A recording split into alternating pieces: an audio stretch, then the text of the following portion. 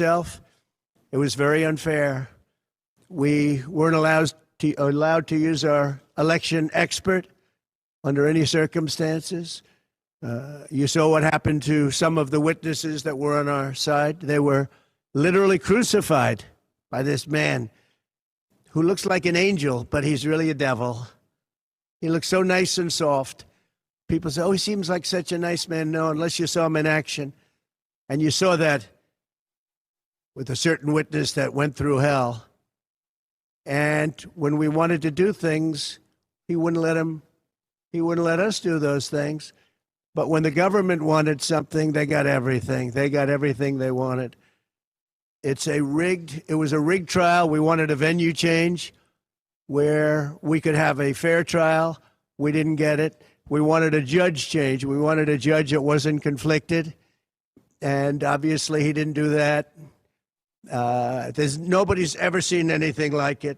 We had a DA who was a failed DA. Crime is rampant in New York, violent crime. That's what he's really supposed to be looking at. Crime is rampant in New York. Yesterday in McDonald's, you had a man hitting him up with machetes, a machete.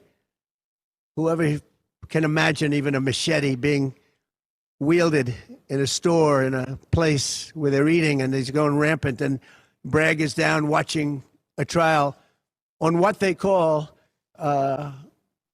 crimes. They're falsifying business records. That sounds so bad. To me, it sounds very bad.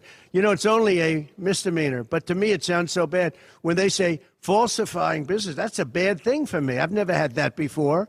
I'm falsifying. You know what falsifying business records is? In the first degree. They say falsifying business records. Sounds so good, right? It means that legal expense, I paid a lawyer, totally legal. I paid a lawyer a legal expense. And a bookkeeper, without any knowledge from me, correctly marked it down in the books. A very professional woman, highly respected, she testified, marked it down in the books as a legal expense. So a legal expense, paid a lawyer, is a legal expense in the books. It's not sheetrock, construction, or any other thing. It's a legal expense. Think of that. This is what the falsification of business records were. And I said, what else are you going to call it? What else are you going to call it? Now, I would have testified. I wanted to testify.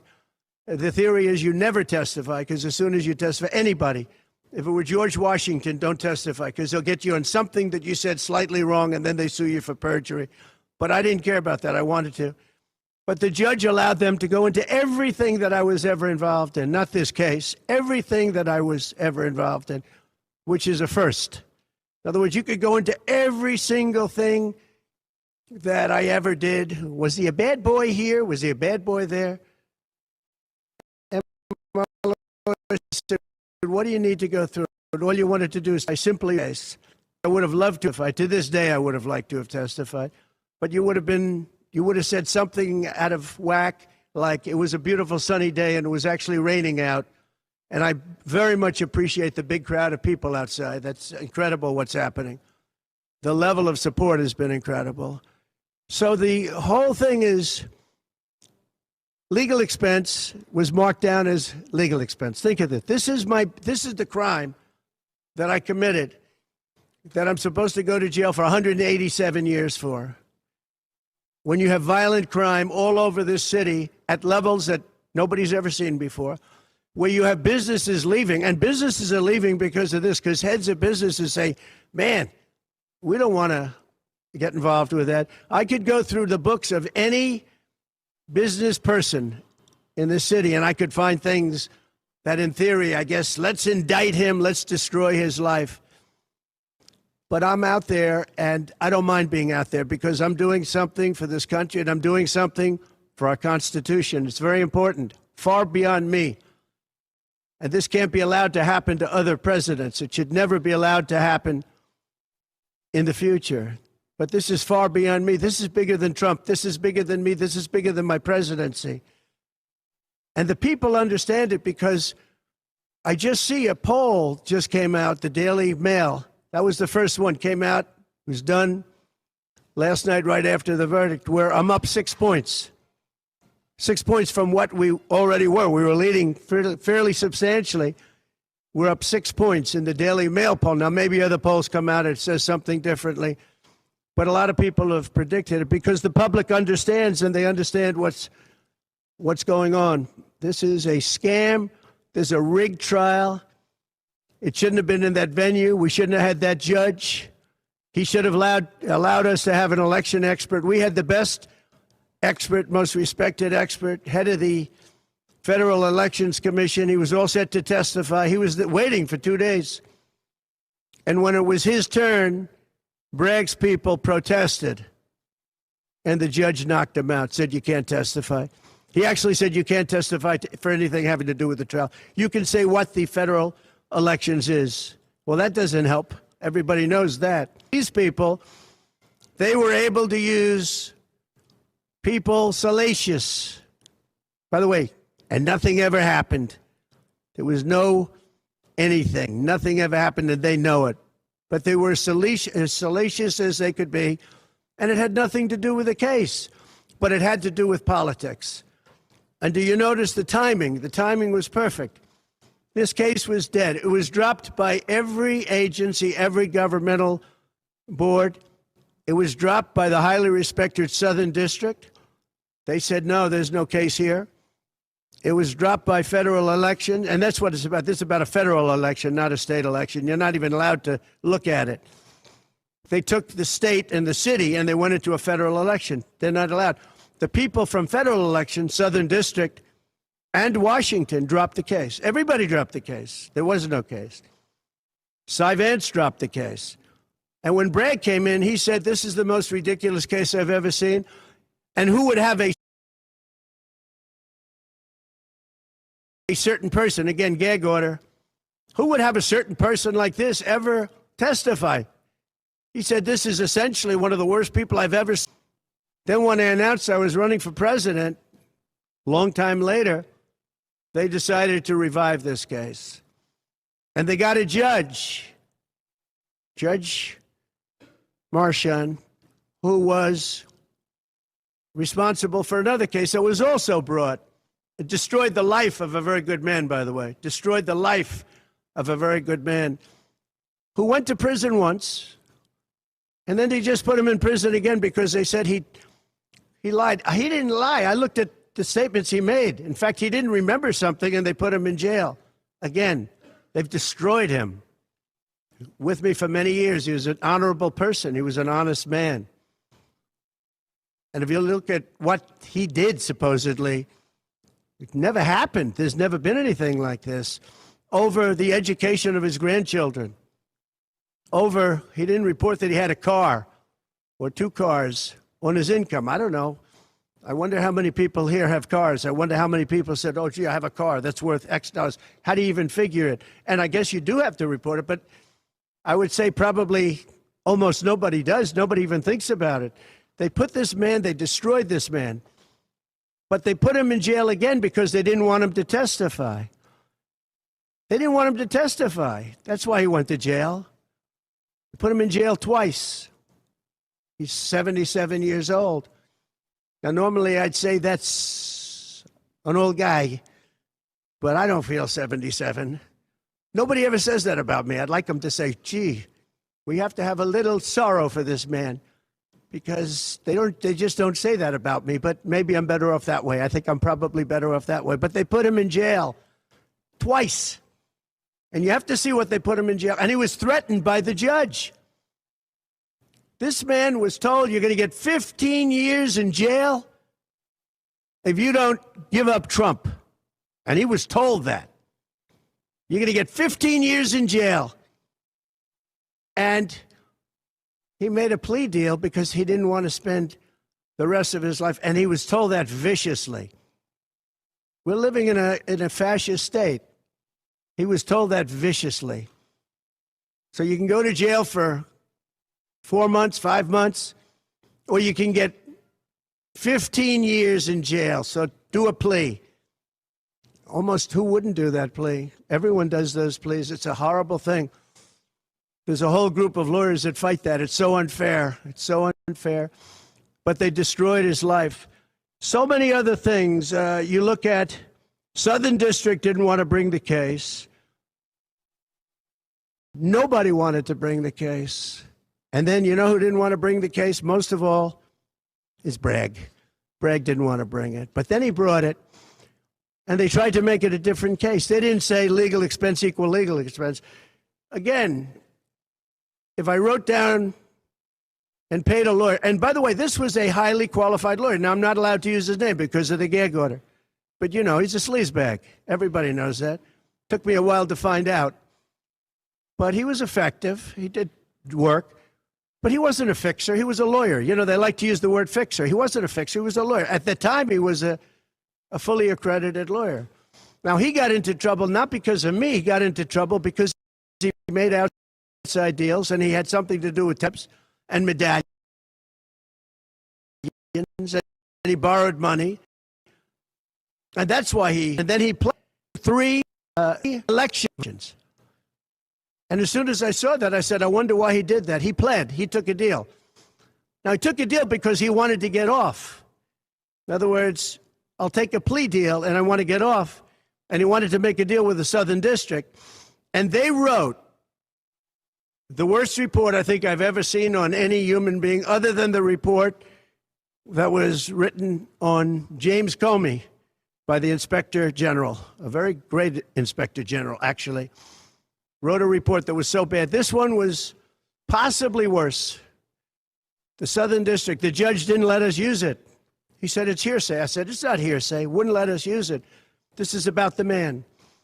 But he got in trouble for a very simple reason, because he was involved with borrowing a lot of money, and he did something with the banks. I don't know if it's defrauded the banks, but something happened.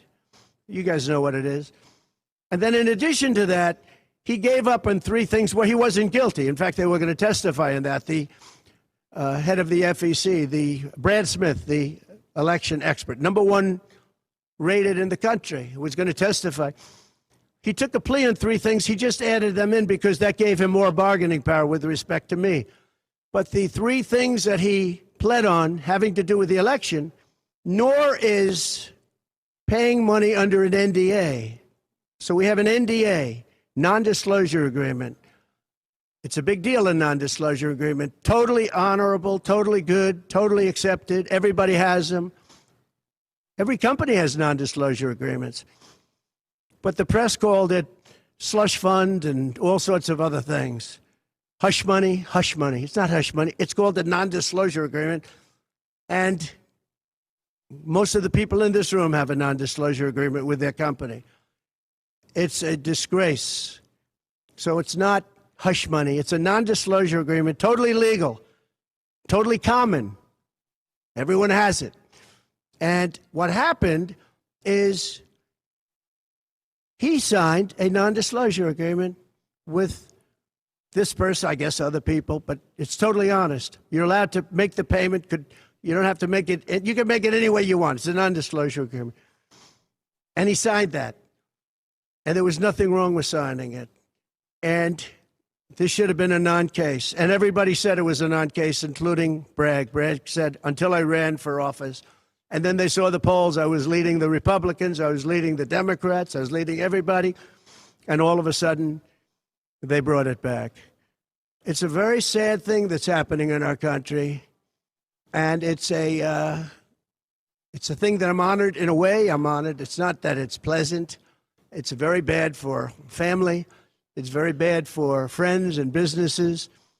But I'm honored to be involved in it because somebody has to do it. And I might as well keep going and be the one.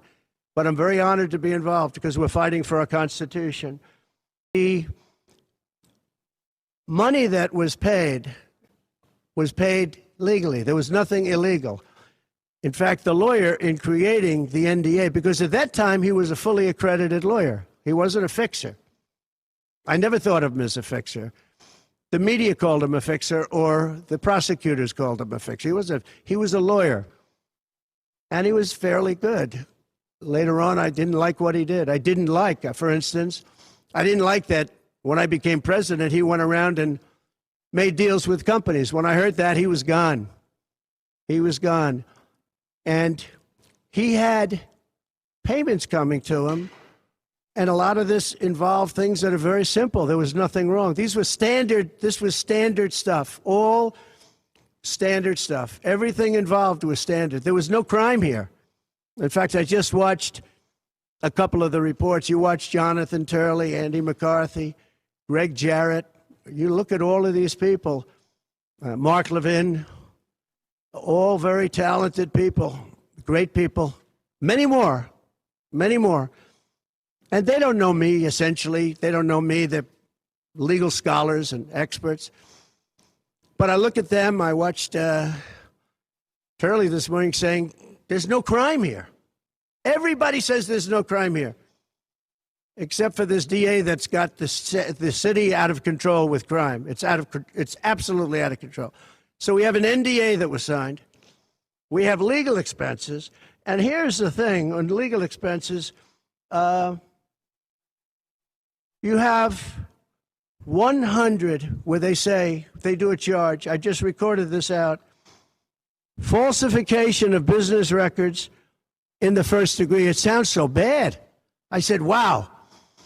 And even my own lawyers, I get very upset with them because they don't say what it is. They say, well, falsification of legal records is only a felony. Well, that's a lot. It's only they say a misdemeanor.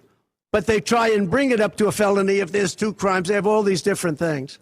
The other thing is they missed the statute of limitations by a lot. Because this was very old. They could have brought this 7 years ago instead of bringing it right in the middle of the election. So they missed the statute of limitations. They did everything. Now, let me give you the good news. The good news is, last night, we just got a report this morning, in the history of politics, I believe, maybe I'm wrong, somebody will find that I'm wrong, maybe, but I don't think so. They raised with small money donors, meaning like $21, $42, $53, $38, a record $39 million in about a 10-hour period. No, think of that. I like those people.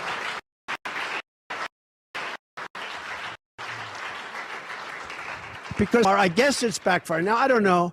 I'd rather not have it happen. I don't want to have it backfiring. I don't want to win this thing legitimately, not because they were stupid and did things that they shouldn't be doing. They shouldn't have brought this case. They were saying it this morning.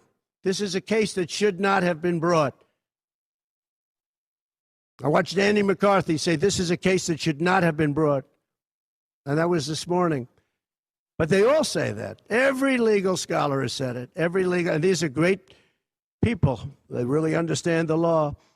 The other thing, a poll just came out. The first poll, I don't know, maybe others will be bad. But a poll just came out a little while ago.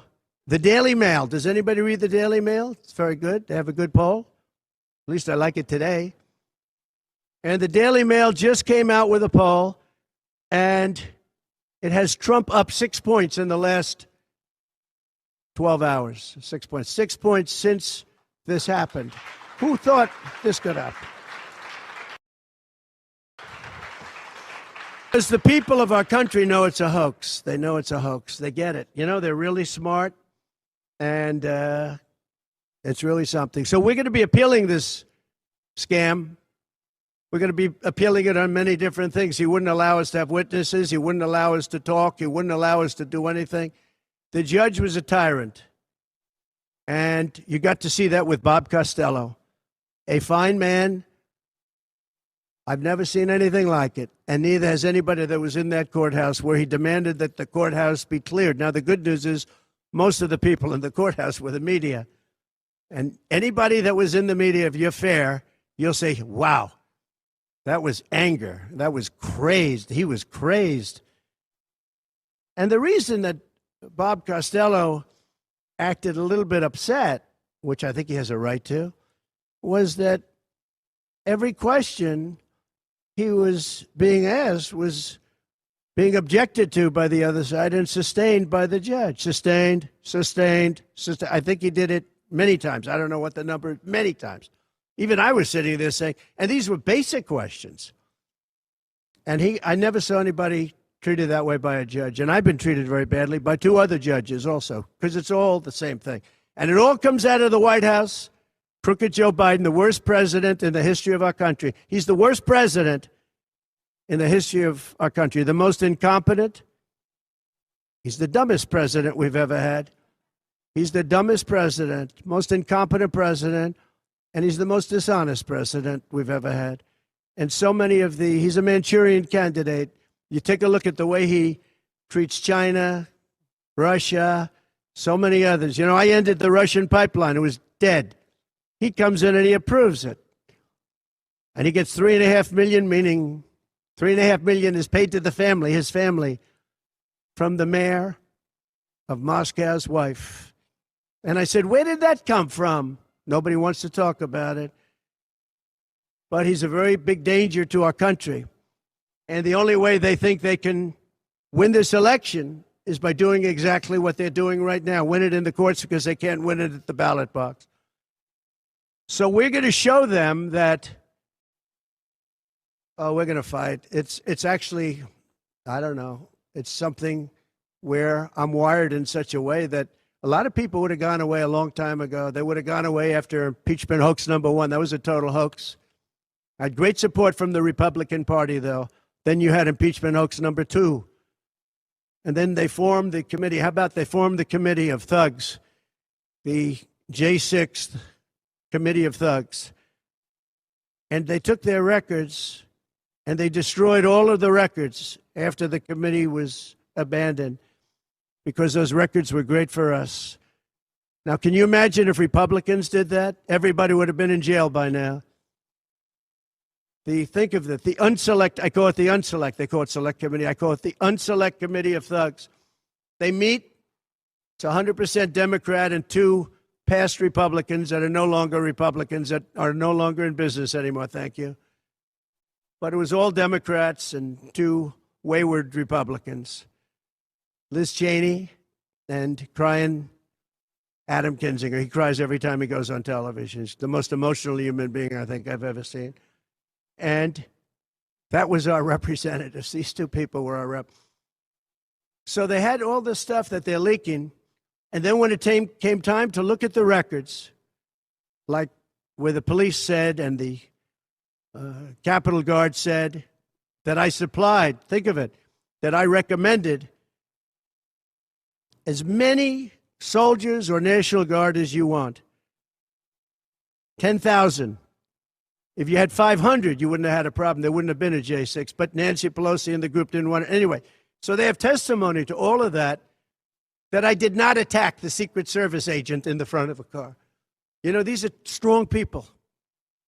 And I supposedly went to the driver, and I grabbed him around the neck. And he rebuffed me. And then I went to the other guy, who I think is a black belt in karate. And he's slightly younger than me. Maybe 35 years, 40 years, 50 years. And I grabbed him around the neck and said, he's a black belt in karate. They know how to get somebody from around their neck.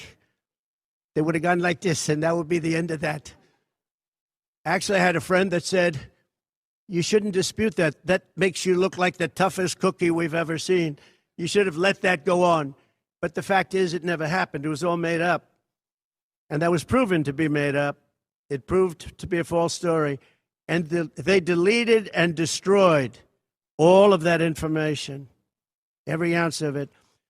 We're dealing with a corrupt government. We have a corrupt country. Our elections are corrupt. Our borders are open. Our borders are going to be closed very soon. November 5th is going to be the most important day in the history of our country. Now, when I say that, because my people are always saying, do this, because we're fighting for America, DonaldJTrump.com. I hope everybody watching right now, DonaldJTrump.com, because it really makes a difference.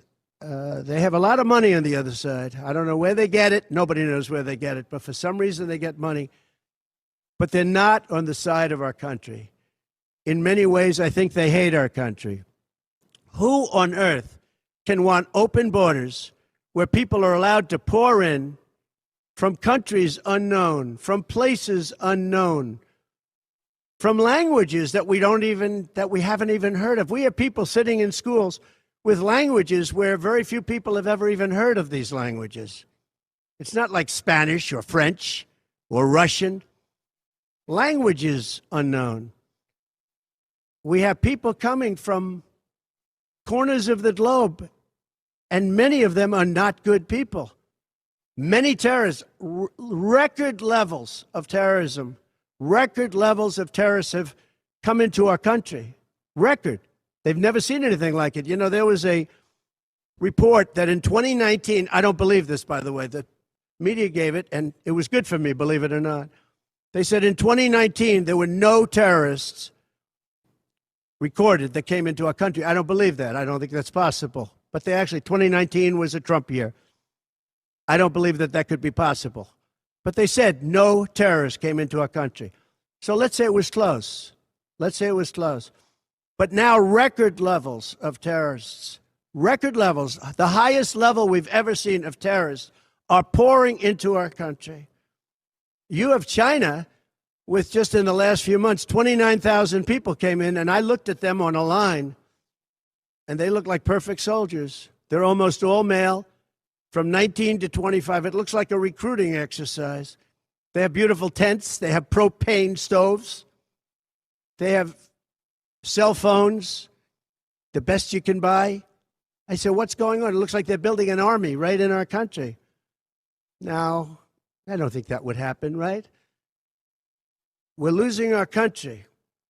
And I really think that this is an event, what took place yesterday with this judge. Look, we have conflicted, but he's a crooked judge, and you'll understand that. And I say that knowing that it's very dangerous for me to say that, and I don't mind, because I'm willing to do whatever I have to do to save our country and to save our Constitution. So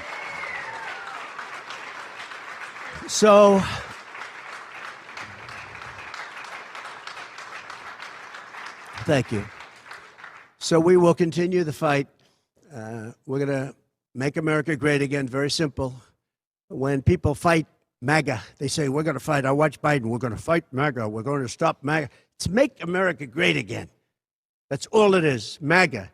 Make America great again. Our country's in serious trouble. We owe $36 trillion. We were energy independent for the first time ever, and now we're begging Venezuela for oil. One statistic you have to hear. Venezuela was crime-ridden. Caracas, the cities, crime-ridden. 2 years ago, 3 years ago. They just reported a 72% drop in crime in the last year because all of their criminals, most of them, and the rest are coming in now, the ones that didn't come in. In Venezuela, their prisons have been emptied into the United States. Their criminals and drug dealers have been taken out of the cities and brought into the United States. And that's true with many other countries. The Congo has just released a lot of people from jail. Congo, Africa, just released a lot of people from their prisons and jails and brought them into the United States of America. This is what's happening to our country. And it's not sustainable by anyone. Little things like our kids can't have a Little League game anymore because you have tents and you have migrants living on the fields. That's the least of it. People are taking over our luxury hotels, migrants, and yet our veterans, our great veterans, are living on the streets. Like dogs, they're living on the streets. But migrants are living in luxury hotels in cities all over our country, run by Democrats. So it's my honor to be doing this. It really is. It's a very unpleasant thing, to be honest. But it's a great, great honor. We're gonna do what I have to do. I'm going to do it. And the support has been, that's why I mentioned the number of $39 million. That's why I mentioned we're up 6 points. And we went up a lot over the last month because everybody saw it was a rigged deal. It was a rigged trial. But we're going to make America great again. We're going to make it better than ever before. November 5th, remember, November 5th is the most important day in the history of our country. Thank you very much, everybody. President Trump.